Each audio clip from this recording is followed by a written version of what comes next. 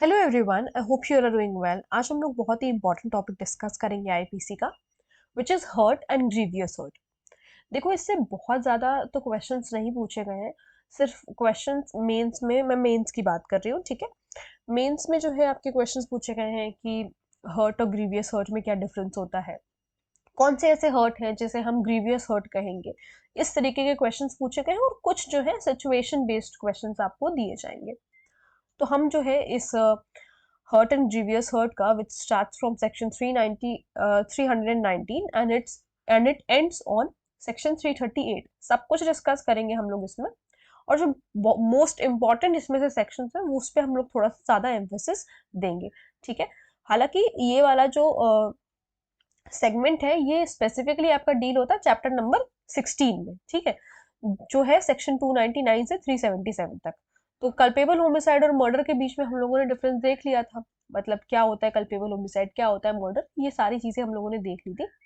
अभी हमें ये जानना है उसके बाद जो हमें टॉपिक पढ़ना चाहिए, that is hurt and grievous hurt, ठीक है। तो हम लोग स्टार्ट करते हैं हर्ट एंड ग्रीवियस हर्ट को आज के सेगमेंट में। और ये पूरा तो आज नहीं डील हो पाएगा, बट कुछ हम आज करेंगे पार्ट 1 में, और जो बाकी का बचा होगा वो हम नेक्स्ट पार्ट में कवर करेंगे। Section 319, it talks about hurt. So whoever causes bodily pain, disease or infirmity to any person is said to cause hurt.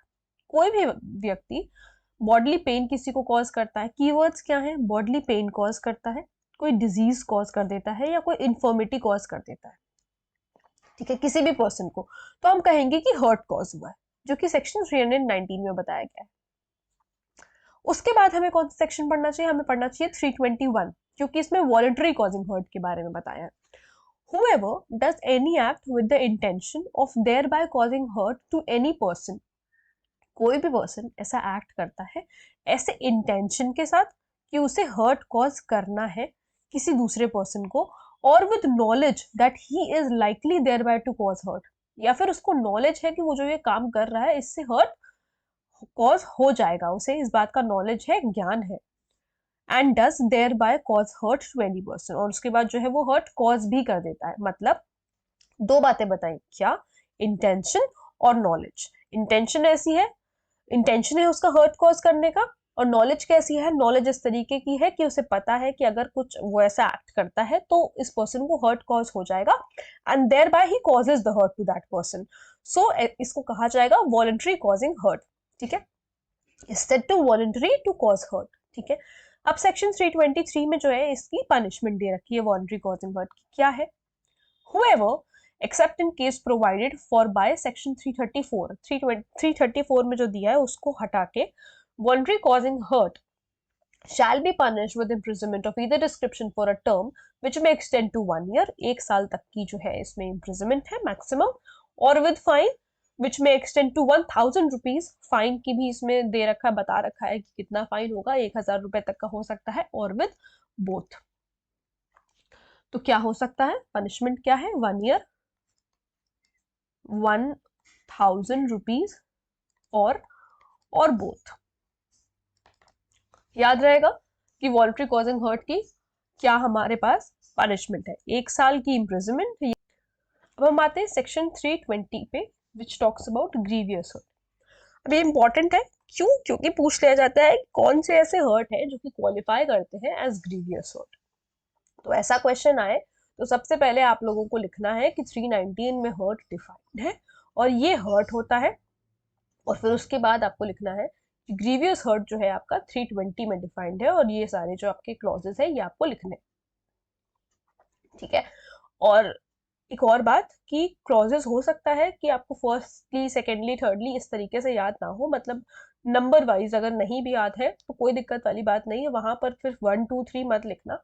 इस तरीके से आप एरो बना के काम कर सकते हो या पॉइंट बना करके लिख सकते हो। क्यों मैं ऐसा कह रही हूँ, क्योंकि गलत लिखने से बेटर है कि आप ना लिखें, क्योंकि अगर आप गलत लिखेंगे तो मार्क्स कट जाएंगे, कोई मतलब नहीं है उस चीज का।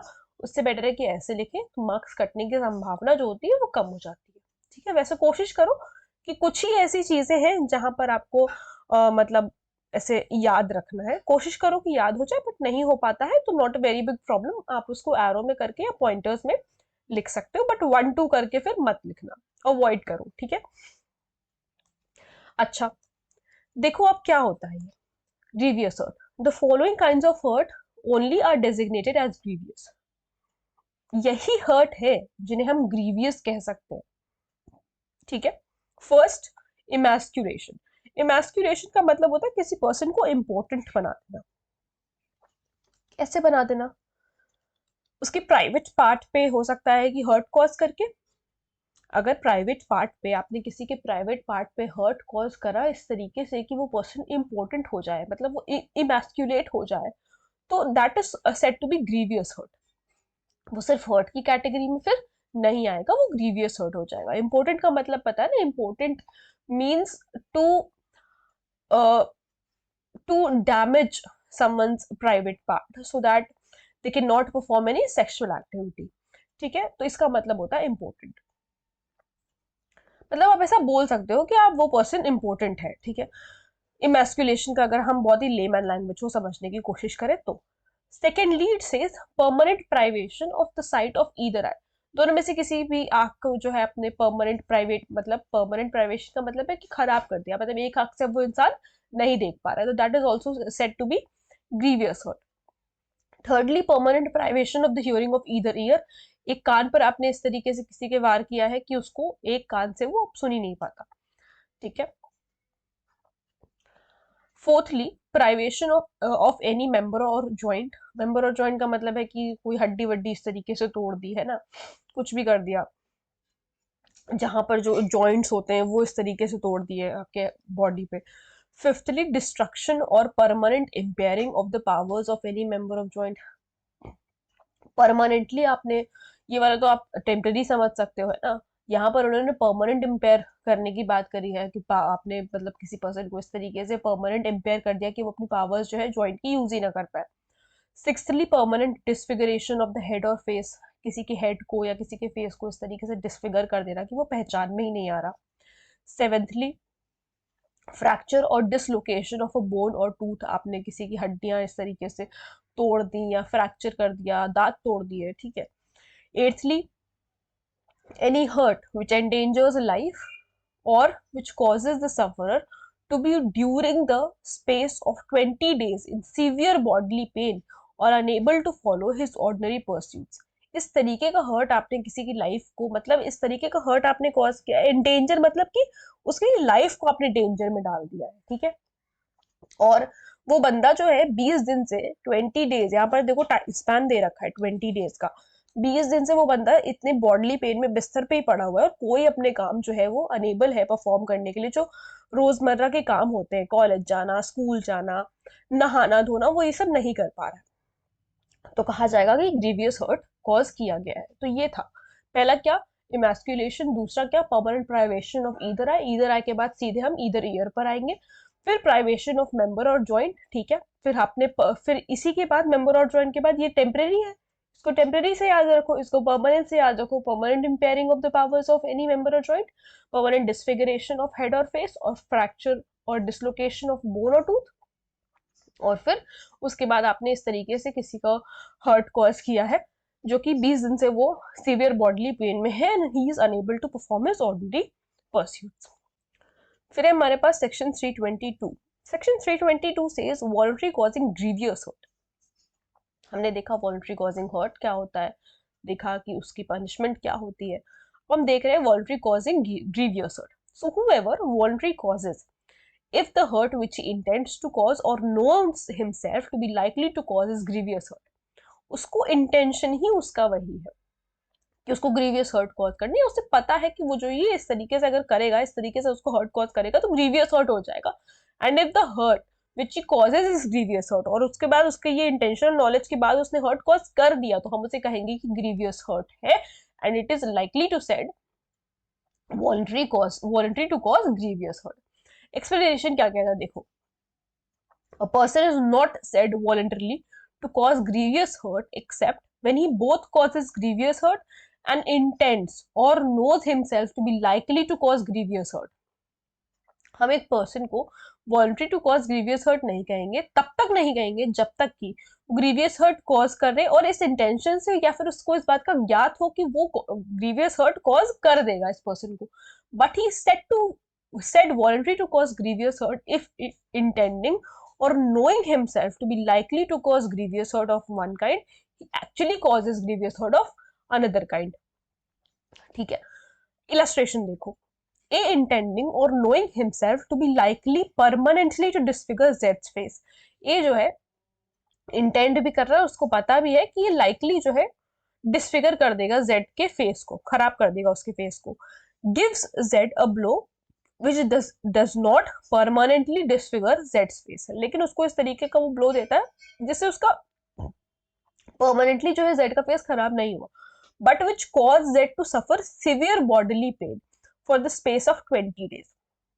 लेकिन स्पेस ऑफ 20 days का मतलब जो भी हम लोगों ने लास्ट वाला 8th वाला जो क्लॉज पढ़ा था ना, उसको 20 दिन के लिए तो वो बॉडी पेन में था, उसने इस तरीके से उसको जो है ग्रीवियस हर्ट कॉज किया. उसका फेस तो डिसफिगर नहीं हुआ, लेकिन दूसरा हर्ट तो कॉज हो गया ना. ये इस चीज का इलस्ट्रेशन है, ध्यान से देखना. इसीलिए मैंने कहा कि इसको समझने से पहले ये पढ़ लो तो इलस्ट्रेशन से समझ में आ जाएगा क्या लिखा हुआ ऊपर. So A has voluntary cause grievous hurt. तो हम कहेंगे कि ए ने ग्रीवियस हर्ट कॉज किया है. अब हम फिर से इसे पढ़ते हैं. He is said voluntarily to cause grievous hurt. कहा जाएगा कि उसने voluntarily grievous hurt cause किया है अगर उसने इंटेंट किया या उसे पता था कि वो ग्रीवियस हर्ट कॉज करेगा एक काइंड का, और उसने दूसरे काइंड का, एक काइंड का यहाँ पर क्या था, वो करना चाहता था कि वो डिसफिगर कर दे जेड के फेस को. लेकिन डिसफिगर तो नहीं हुआ, बट वो बॉडली पेन में तो था ना 20 दिन के लिए, तो दूसरा तो उसने कॉज कर दिया, hurt of another kind, grievous hurt of another kind. तो कहेंगे कि वॉलंटरी जो है इसने ग्रीवियस हर्ट कॉज किया है. ये इसका इलस्ट्रेशन था. पनिशमेंट जो है grievous voluntary causing grievous hurt की आपको 325 में दे रखी है. Whoever except in the case provided by section 325 voluntary causes grievous hurt shall be punished with imprisonment of either description for a term which may extend to 7 years. 7 साल की imprisonment है plus fine. उसमें कितना था, 1 साल की imprisonment थी. ये voluntarily causing hurt है, ठीक है, उसकी पनिशमेंट है. 1 साल की imprisonment थी, 1000 रुपए तक का फाइन लगा सकते थे, और बोथ. ठीक है, अब हम आते हैं केस लॉ पर. और ये जो दोनों केस लॉज है ये बहुत इंपॉर्टेंट है. आप दोनों में से चाहे एक चाहे दोनों, जिस तरीके से आपको मार्क्स अवॉर्डेड हो, जिस तरीके से आपके पास स्पेस हो, आप उस तरीके से लिख सकते हैं. पूरा देखो नहीं लिखना होता है, ये तो एक स्टैंडर्ड चीज है. इसको आपको अपने वर्ड्स में लिखोगे तो थोड़ा सा आप इसको कंप्रेस कर सकते हो. कंप्रेस करने की आर्ट आपको खुद सीखनी होगी कि आप किस तरीके से कंप्रेस कर दो कि आपकी पूरी बात भी आप एग्जामिनर के सामने रख दो, क्या आप समझाना चाहते हो अपने आंसर के थ्रू. और वर्ड्स में कुछ ऐसे कीवर्ड्स में कमी कभी मत करना, क्योंकि अगर कीवर्ड्स में कमी करोगे तो फिर मार्क्स कट जाएंगे और उसका कोई पॉइंट नहीं होता है. ठीक है, अब केस लॉ है Kailash versus state of Maharashtra. In this case where victim belonging to Bhil community, ST था वो, शेड्यूल्ड ट्राइब था, ठीक है, victim had illicit relationship with higher caste person.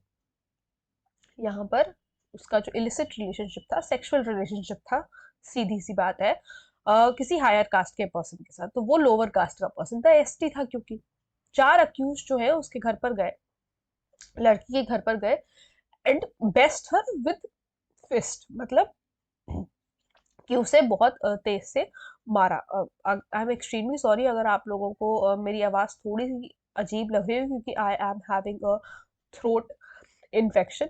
ठीक है, तो हो सकता है थोड़ी सी अजीब लग रही हो, but bear with it because this is important और मुझे ये किसी भी तरीके से कंप्लीट करना था, पोस्ट करना था, इसलिए.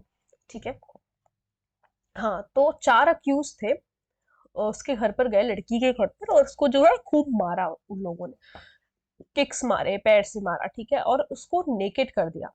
ठीक है, and then got her paraded in that naked condition on the road of the village. और उसी नेकेड कंडीशन में जो है उसको गांव में घुमाया. Police seized clothes produced by the victim in torn condition. Police ने जो क्लोथ्स प्रोड्यूस किए थे उसको जो है मतलब फटे हुए थे उसके क्लोथ्स वगैरह, ये चीज पुलिस ने सीज कर ली। Parade of tribal women on village in broad daylight is shameful and shocking outrageous. इस तरीके का इंसिडेंट और जगह आप लोगों को, मतलब ये उससे तो नहीं कनेक्टेड है, बट केस उससे नहीं कनेक्टेड है, बट मैं एक इंसिडेंट याद दिलाना चाहती हूँ। मणिपुर में जिस तरीके से हो रहा था, महिलाओं को नेकेट करके रोड्स पर जो है घुमाया जा रहा था, तो ये उस तरीके से आप थोड़ा कनेक्ट क्या कर सकते हो, मतलब एक मैं इंसिडेंट के नाम पर बस कनेक्ट कर रही हूँ कि इस तरीके का काम अभी रिसेंटली हुआ है, that is extremely shameful, extremely shameful, what to say. Okay, parade of tribal women on village in broad daylight is shameful, ठीक है।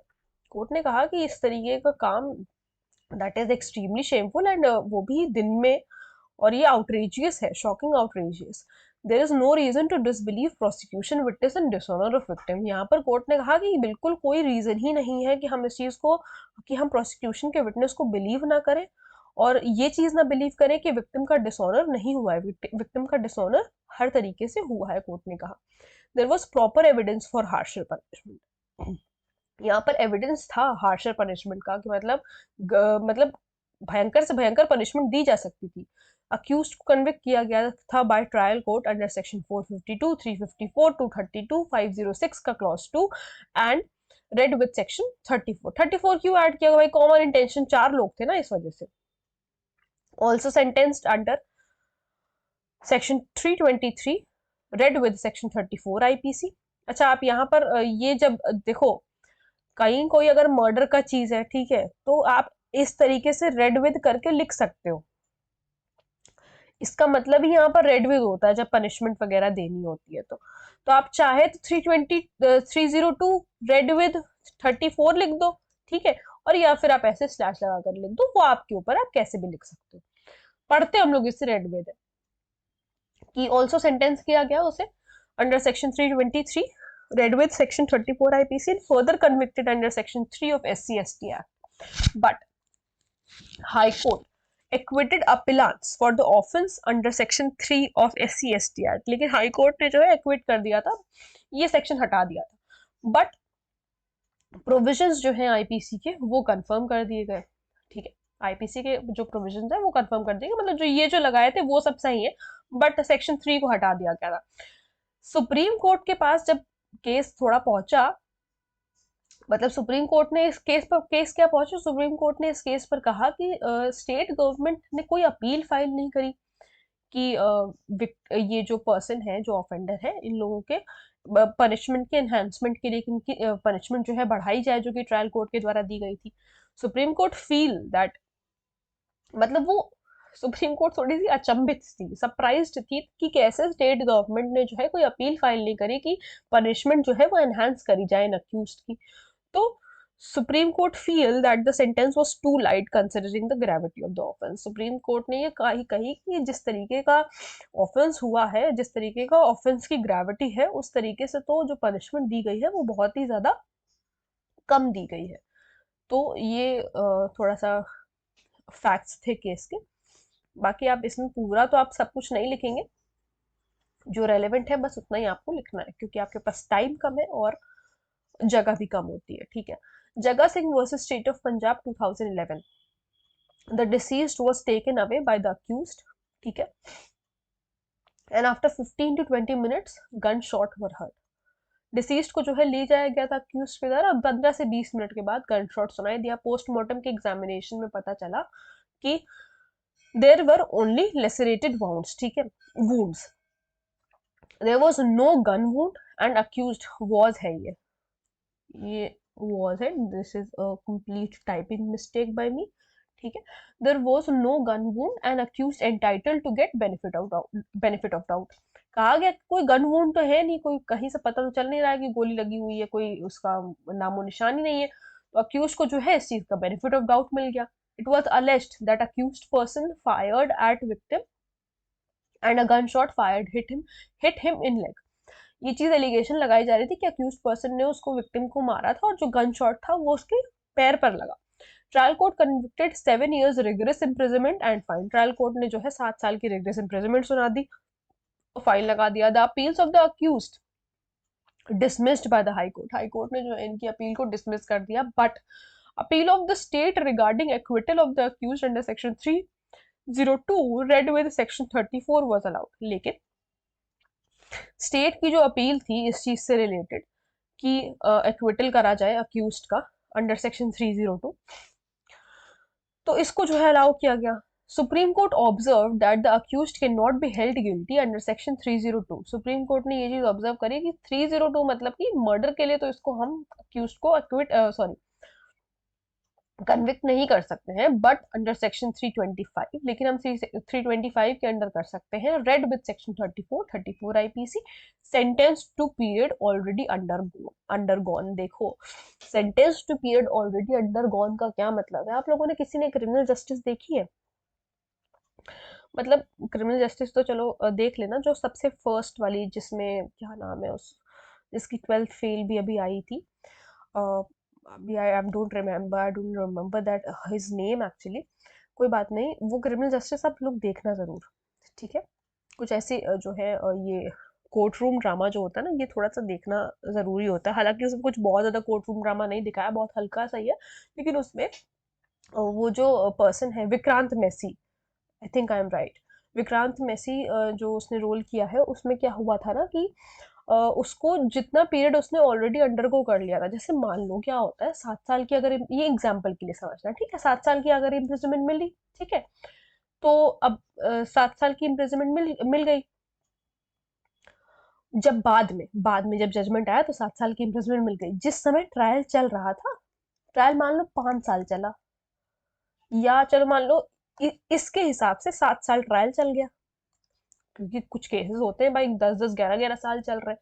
तो क्या जब वो पर्सन जुडिशियल कस्टडी में रहा है तो उस पीरियड को नहीं देखा जाएगा क्या? खुद सोचो, जितने दिन वो पर्सन जुडिशियल कस्टडी में रहा है, क्या उतने दिन उस पीरियड को नहीं देखा जाएगा क्या? वो पीरियड उतने साल हम एक्सक्लूड कर देंगे? नहीं, ऐसा नहीं होता है। 7 साल का मान लो, देखो 7 साल ट्रायल चला, मान लो, ठीक है, 7 साल ट्रायल चला, और जब ट्रायल का जजमेंट आया तो भी ऐसा हुआ कि कोर्ट ने 7 साल तक की इम्प्रिजनमेंट उसको सुनाई कि 7 साल तक की आपको सजा काटनी है। तो भाई वो सजा काट चुका, 7 साल, 7 साल वो रह चुका। इस वजह से जो है कहा जाता है कि जो पीरियड, ऐसा देखो हर केस में नहीं होता, लेकिन पीरियड जो ऑलरेडी अंडरगो कर चुके होते हैं, जैसे अब ऐसे अगर एग्जांपल समझो तो मान लो कि जैसे जब जजमेंट आया तो 7 साल की इम्प्रिजनमेंट सुनाई, ठीक है, 7 साल की इम्प्रिजनमेंट सुनाई, ठीक है, 5 साल वो ऑलरेडी काट चुका था। जब तक केस चल रहा था, केस मान लो 5 साल चला, 5 साल वो ऑलरेडी काट चुका था, तो अब उसे सिर्फ 2 साल जो है वो जुडिशियल कस्टडी, मतलब कि जेल में रहना पड़ेगा। ये बेसिकली होता है कि जो पीरियड अंडरगो कर चुका होता है अक्यूज्ड ऑफेंडर, उस पीरियड को जो है माइनस कर देते हैं। तो इस केस में क्या हुआ था, जो पीरियड जितने जितने दिन की उनको सेंटेंस मिली, वो पीरियड वो ऑलरेडी अंडरगो कर चुके थे, तो इसलिए अक्यूज्ड को एक्विट कर दिया गया था, दोष मुक्त कर दिया गया था, छोड़ दिया गया था, ठीक है। सो आई होप आप लोगों को यहाँ तक जो है सेक्शंस समझ में आ गए होंगे। ये इंपॉर्टेंट सेगमेंट था, ठीक है, तो इसके नोट्स ज़रूर बना लेना। बाकी की जो चीज़ें हैं वो हम लोग नेक्स्ट क्लास में डिस्कस करेंगे। अगर कोई प्रॉब्लम है, कोई डाउट है, तो please let me know in the comment section. और अगर आप लोग इस टॉपिक पे वीडियो देखना चाहते हैं तो वो भी प्लीज़ मुझे ज़रूर बताइए। Thank you so much.